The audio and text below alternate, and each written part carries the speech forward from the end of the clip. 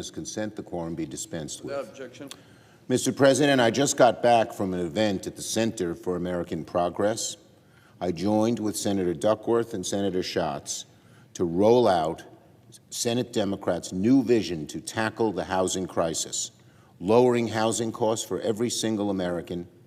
We call our housing agenda Opportunity Starts at Home. Opportunity starts at home. Democrats are going to focus on costs like a laser in 2026 and beyond. We're going to lay out over the next few weeks and months detailed platforms and plans on many issues related to costs. In a few weeks, it'll be groceries. Then a few weeks later, issues like child care, then energy costs, health care, and more. We talked about these issues in depth this morning, and I will get to that in a moment. But first, I just want to respond to an outrageous thing that happened with the Trump administration yesterday, showing how much of a clueless bubble these people are in. Hold on to your seats. It's hard to believe that Donald Trump's Secretary of Agriculture said this. Oh yeah, very bold solution to the grocery costs. She said, basically, just eat less and spend less. Can you imagine the solution? Can you imagine the solution to higher grocery costs? Eat less and spend less?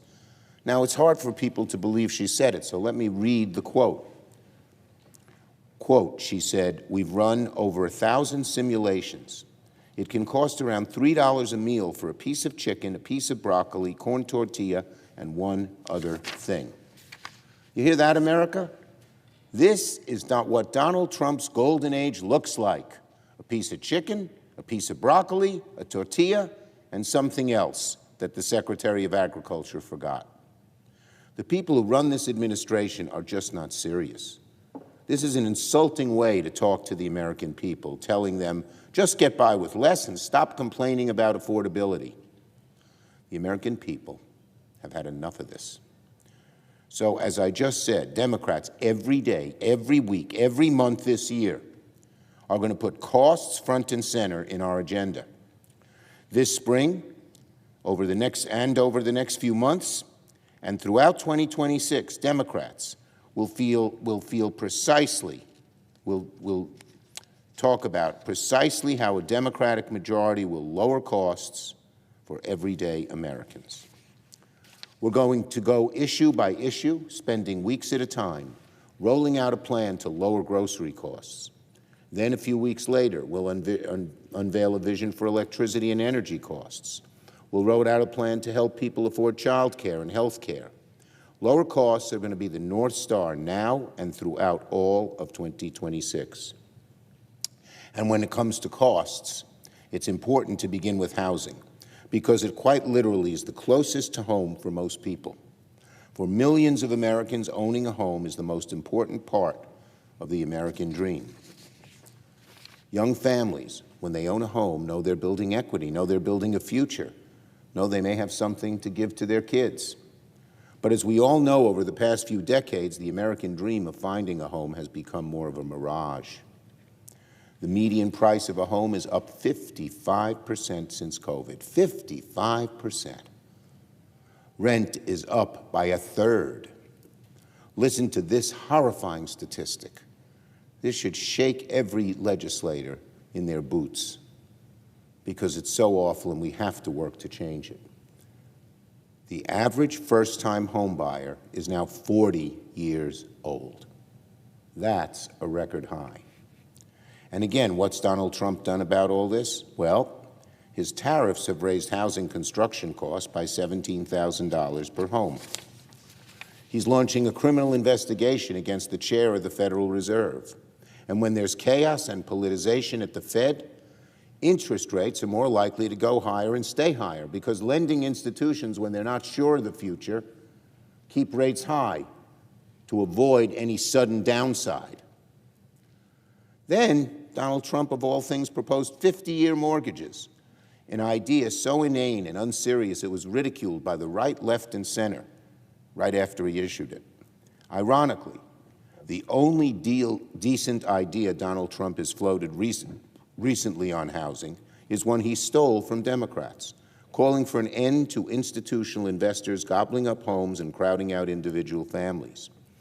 Democrats tried to get it done last year. Every Democrat voted for it, but the Republicans in Congress voted against it, and we didn't get it passed. The American people have had enough.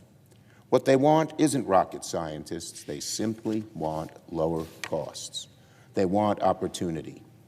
And Democrats believe that when it comes to creating opportunity, opportunity must start at home.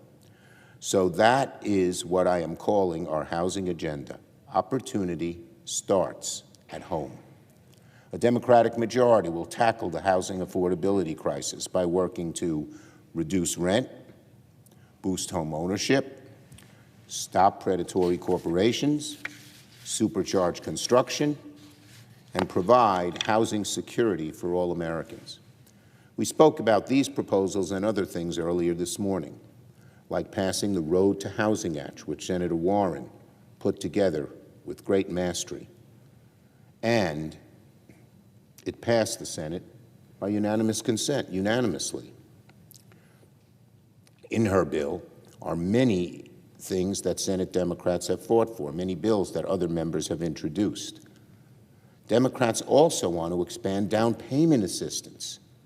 We want to encourage local zoning reform by providing new incentives and disincentives, carrots and sticks, to localities to reform outdated rules which stand in the way of building housing. We want to stop institutional investors from gobbling up entire neighborhoods for profit. We want to empower HUD to invoke the Defense Production Act, something Tammy Duckworth has emphasized, guaranteeing the purchase of housing materials in short supply, and scaling production of modular and manufactured housing. And we want to create an ARPA home, to bring down housing costs. Just as DARPA was able to lower defense costs, we need an ARPA for housing. It's a national crisis just as important as defense. So let's get an ARPA for housing. And this isn't just talk. Democrats have delivered on housing relief when we had the majority. When I was majority leader, we delivered the largest rental relief package ever, and we expanded rental assistance and emergency housing vouchers. We saved millions from eviction in the depths of the COVID crisis. Now, we need expanded rental relief to help during the housing crisis faced by so many Americans. It's not COVID. It's not happening all at once in every place, but it's happening in so many places throughout America. We need the same kind of large rental relief package. In the weeks and months to come, the American people will also hear from Democrats on other areas where we're fighting to lower costs. As I mentioned, food costs, energy costs, groceries, health care, child care, and so many other things Americans pay for every day. Democrats are ready to get to work. And as I said, costs, the high cost of living, the affordability crisis, will be our focus throughout 2026, because that's what the American people are demanding.